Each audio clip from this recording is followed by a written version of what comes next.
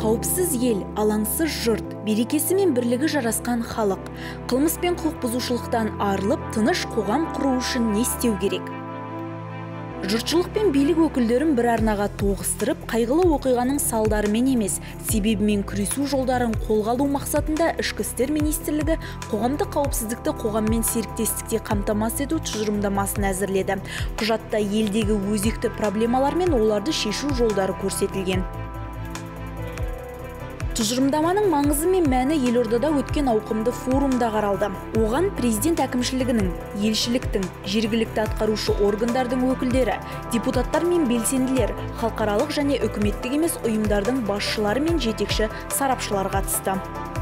Бұл президенттің жарлығымен бекітілетін тұжырымдама. Бұл жерде енді осы қоғамның қауіпсіздігін қамтамасыз етуге жасалып жатқан іс-шаралар. Бүгінгі таңда біз енді қарап отырмыз, әрбір өкілеттік орган бар, жергілікті атқару органдар бар, қоғам, соның бәрі ортақ бірігіп, осы қоғамның қауіпсіздігін қамтамасыз етуге қандай іс-шаралар қолдану керек. Оның алдында біз үлкен сараптама жасадық. Бүгінгі мынау елімізде қандай көкейтесті мәселелер бар, халықты мазалап отырған қандай проблемалар бар екен.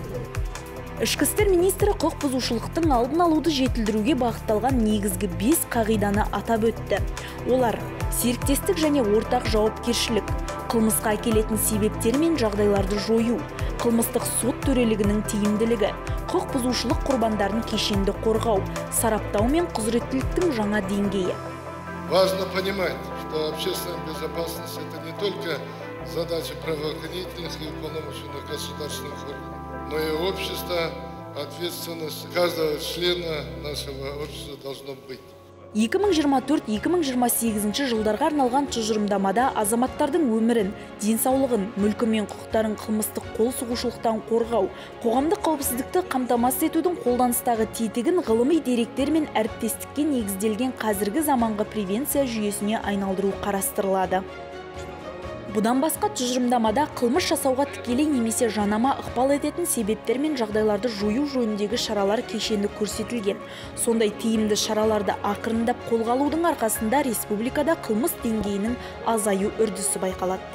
Күнделікті тұрмыстық өмірде кез келген оқиға орын алған жағдайда азаматтармен ең алғашқы қарым-қатынасқа түсетін полиция қызметкері.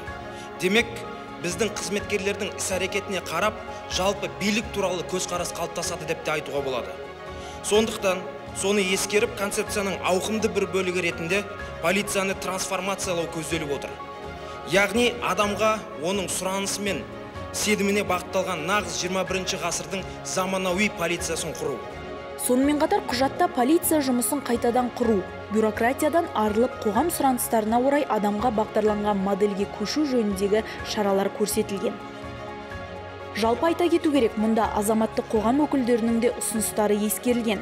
Форумда қатысушылардың түрлі талап тілектері айтылды. Шетелдік сарапшылардың озық тәжірибелерінен мысалдар келтірілді.